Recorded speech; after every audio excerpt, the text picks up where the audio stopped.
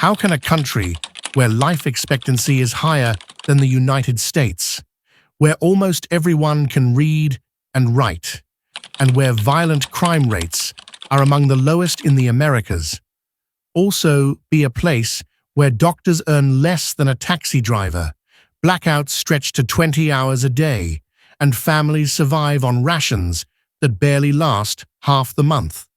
This is the paradox of Cuba. And today, you are about to see the untold side, the reality that will shock you, stir your emotions, and maybe even change the way you think about the Caribbean. The paradox of progress and poverty. At first glance, Cuba looks like a miracle. Free healthcare, free education, a literacy rate of 99.7%, and a life expectancy of 78.3 years. These are the kinds of statistics you would expect in wealthy nations like Australia or Canada. But peel back the surface, and the brutal truth emerges. Cuba's economy is collapsing. The country's GDP has fallen by more than 11% in just 5 years. Inflation is running wild, so wild that the average state salary of 1,600 pesos amounts to barely $16 a month when exchanged on the street. Pensioners, they survive on less than $8. And yet, Cuba still sends its doctors abroad to help the world, still prides itself on classrooms filled with eager students. It is this contradiction, social progress alongside economic despair, that makes Cuba one of the most extraordinary stories of our time. Anatomy of a collapse. Let's break down what's really happening. Cuba is not in a recession. It is in a structural collapse. Agriculture has declined by more than 50% in the past 5 years. The once famous sugar industry, once the pride of the island, is now a shadow of itself. Tourism, the great hope for recovery, is floundering. In the first half of 2025, visitor numbers reached only 71% of the government's target. Hotel occupancy, just 24%. Imagine investing in a hotel where 3/4 of the rooms sit empty. And then there's inflation. Officially, the government says it's 24%. Independent experts say the real figure is closer to 200%. Whatever the number, it destroys ordinary lives. Salaries lose value overnight. Prices climb while shelves stay empty. ICLAC, the UN's economic body for the region, predicts Cuba will contract again this year and the year after. In fact, only Haiti is expected to perform worse. The scarcity economy. Now, let's step into the shoes of an ordinary Cuban. You wake up to a blackout that has lasted 12 hours. The fan in your room is dead. The fridge is no longer cold. You open the door, and outside the streets of Havana, garbage is piling up because the city can't even run its waste trucks reliably.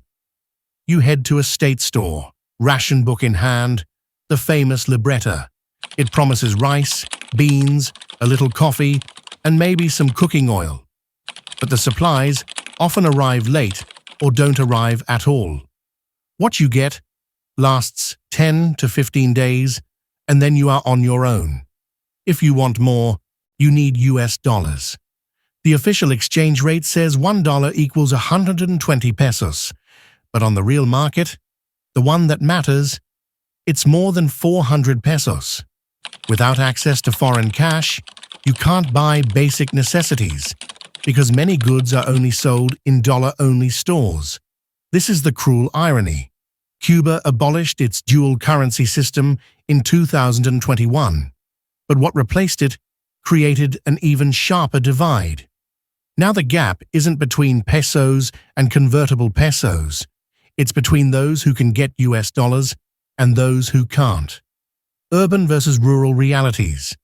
In Havana, life is tough, but there are options. Tourism dollars flow in, remittances from relatives abroad circulate, and a new private sector is cautiously emerging. Restaurants, small businesses, and rentals give some families a chance at survival. But travel into rural Cuba and the hardship deepens.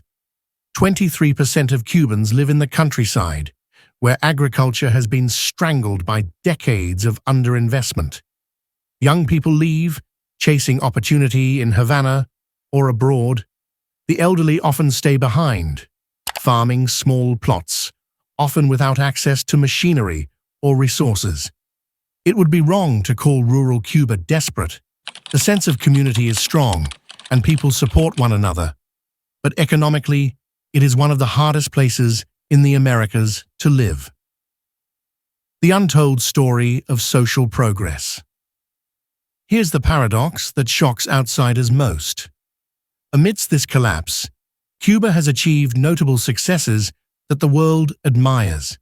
Its healthcare system is entirely free, based on preventive care. Doctors live in the same neighborhoods as their patients, doing regular home visits. The result? Infant mortality rates as low as 4 per 1,000, better than the United States. Its education system remains universal, free from primary school to university. Cuban students consistently outperform their peers in Latin America in basic skills. And the literacy campaign of 1961 still stands as one of the fastest national transformations in history. This is why Cuba ranks high on the Human Development Index. It is why many say Cuba is not super poor in the way we normally define poverty. But these pillars are now crumbling under economic strain. Hospitals short on medicine, schools short on supplies. The very achievements that set Cuba apart are under siege. Why this crisis happened? So why has Cuba reached this point? External factors matter. The US embargo, still one of the harshest sanctions regimes in modern history, has cost Cuba billions, limiting trade and investment. The end of Soviet subsidies in 1991 triggered the infamous special period. Venezuela stepped in with cheap oil, but its own collapse dried up the lifeline. However, internal failures are equally important. Central planning has strangled productivity. Reforms like the 2021 monetary unification backfired, creating chaos. The government's fear of market reforms keeps innovation chained. And then, the demographic bomb. Cuba is the oldest country in the Americas. More than 22% of its population is over 60. At the same time, more than 1 million Cubans, 10% of the population, have fled since 2020. Many are young and skilled, creating a brain drain that the country cannot afford. Here's a shocking truth that captures Cuba's paradox. A surgeon may earn $16 a month. A teacher, about the same. But a taxi driver catering to tourists or a family renting a room on Airbnb, they can make more in a single day than professionals make in a month. In Cuba, your profession doesn't decide your destiny. Your access to US dollars does. Survival and resilience. Yet amid collapse, Cubans adapt. The private sector now has more than 11,000 small businesses. The informal economy, what Cubans call the resuelve or make-do system, keeps food on tables. Most importantly, remittances from abroad, estimated at $3 billion annually, are a lifeline. For many families, remittances are the difference between hunger and survival. This resilience is part of Cuba's identity. Communities share what little they have. Neighbors still look out for each other. Crime remains astonishingly low compared to much of Latin America. It's proof that social solidarity has not yet collapsed, even if the economy has. So, is Cuba booming? No. The economy is in free fall. Do people struggle? Yes. Every day is a battle against scarcity. Is rural Cuba desperate? Not in spirit, but in economic terms, it is deeply disadvantaged. Yet Cuba remains unique. It is not super poor in the way we might think.